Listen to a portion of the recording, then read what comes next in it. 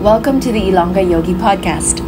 My name is Kate, and Ilongga, which means I'm a native of Iloilo, a small but beautiful city in the Philippines. I'm a certified yoga instructor, and I own a yoga studio here in Iloilo City as well. I share content on yoga, mindfulness, fitness, mental health, self-care, and wellness. For today's episode, I will be sharing with you the lessons I've learned from the recent presidential elections here in the Philippines.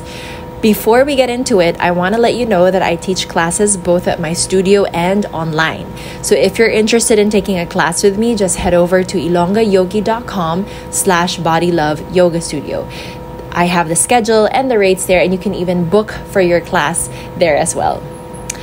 So hello again. I wanted to talk about the recent elections, especially since we have finalized the results and we now know our president-elect. I will not be talking about the candidates and who my candidate was.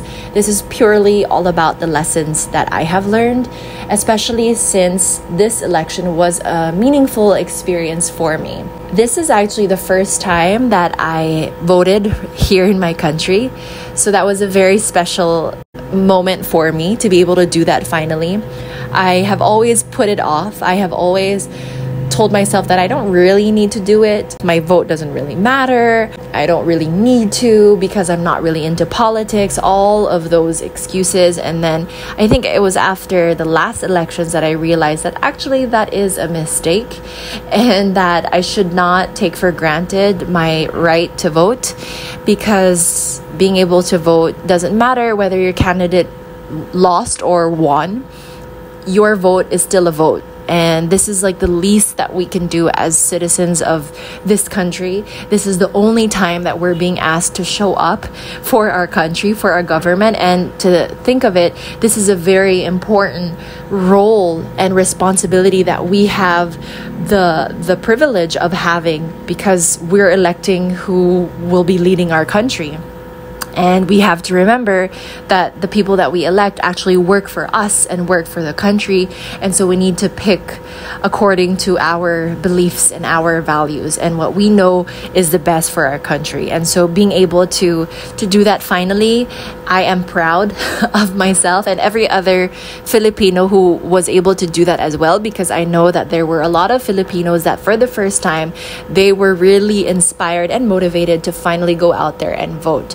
So I think that is a good sign, and I hope that we can continue that.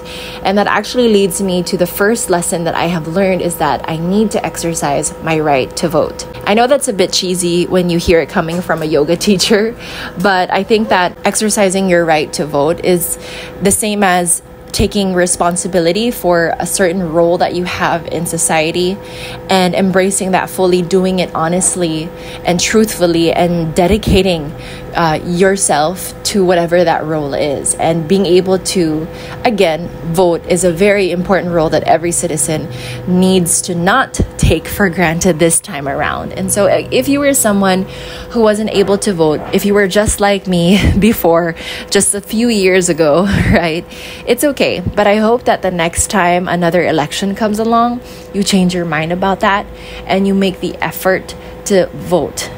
The first step is registering to vote the next time we have another election, and then of course to show up and be there.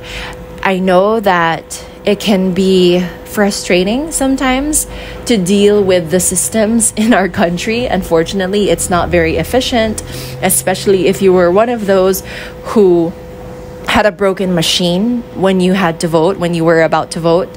But just remember that there were seniors who stayed all the way until the next day just so that they can put in their vote. And if they can do it, I feel like whoever is listening to this right now, you also have no excuse to do that, especially when we are, as I don't like to say that or admit it to myself, we're not really the majority. We don't represent the majority. If you're someone here who has a phone, who can understand the things I'm saying, who's even interested in the topic that I talk about, then we're not really 100% the majority. And so all the more that we kind of need to stick together and bond together and vote every single opportunity we have. So lesson 1, please vote. Please vote. The next lesson is that being apolitical or choosing to be neutral is actually more harmful to our country than anything else. I have a few friends on Facebook who created statuses about how they don't want to be very vocal about their political views, and that's fine in a way. But there are some who really choose to be neutral and apolitical. I don't even know how you can be neutral when it comes to voting, because it's different when it comes to like politics. I don't know, not really, but like I get like in some issues you can be neutral, but when it comes to voting, when it comes to the elections, I don't really know how someone can be neutral. But anyway, why is it harmful? Why is it the worst thing that you can do? Well, being neutral, being apolitical, there's really nothing to gain from that. I mean, it's not like you're creating world peace just by choosing to be neutral. If anything, the most peaceful person in the whole world also has to take a stand, also takes a stand, never chooses to be neutral, also uses their voice to speak up about what they believe is right. So I feel like I'm not asking you or anyone to stand up and profess what they believe in and who their candidate is and all that. But what I think is wrong is choosing to be neutral at a time that you shouldn't be neutral, at a time where your choice actually can make a huge difference. Because this was, as we all know, was a very crucial election. And whether or not your candidate won or the people that you voted won or not, again, it doesn't really matter for now. But the fact that you have taken a stand and chose a side actually is really needed right now. This is the time that it is needed. In any other case in our lives, it's not really needed, but in this one, that's important. Again, I'm not asking you or anybody to be too vocal or anything. What I'm trying to say is actually there is a way to take a side or to take a stand on something, but to not disrespect whoever does not believe in the same thing as you. So keywords, does not disrespect, because there are a lot of cases like that wherein most of the time when people argue, it's to attack the other side, but that's not how it should be. There's a way for you to express how you feel about a certain issue and to not hurt or harm anyone, but to just educate others or just express what you're feeling, again, without disrespecting another political view or another political belief. So again, it's not actually a good thing if you choose to be apolitical. It's not actually a good thing if you choose to be neutral. For me, throughout the whole elections, like since people were or candidates were going around and all, it was more about me figuring out which candidate I really wanted, because again, I'm not someone who is really good in politics or knows everything that happens in politics, and I admit that. It's my choice as well.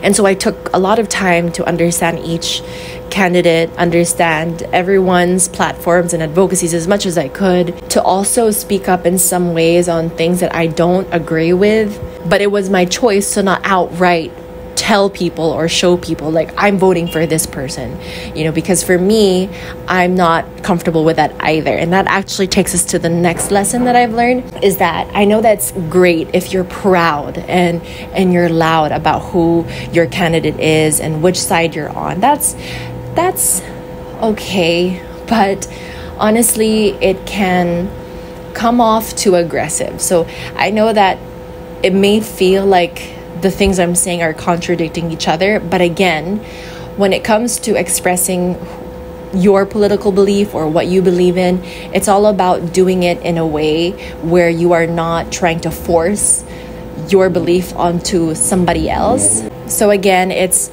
not really about who you believe in, who your candidate is. It's not all about trying to show people that you're better than anybody else because this is the candidate that you're choosing. What I'm trying to get to is that sometimes it can be, and it can feel very off and too aggressive in trying to change somebody's political view, right? It almost feels like it's a cult, and we don't want it to feel like a cult, right? We don't want people to feel uncomfortable that we're trying to force somebody onto them. We wouldn't do the same with religion. It's the same thing, because if we feel the same way about religion, how we don't want to force our beliefs onto somebody else, then it's the same thing when it comes to politics. There's a way, and it is possible, because many other countries do it, there's a way to show that this is an important election that we need to vote in. So it's important to be active, it's important to be patriotic about it, yes, to show up and be so passionate about it, yes. But I think that we draw the line when we're trying to attack another candidate or other people who believe in something that we don't believe in. I think we draw the line when we're trying to boast or show off our candidate, thinking that we're better than anybody else. Same with, the other side. We draw the line when it comes to political views or a candidate onto anybody else.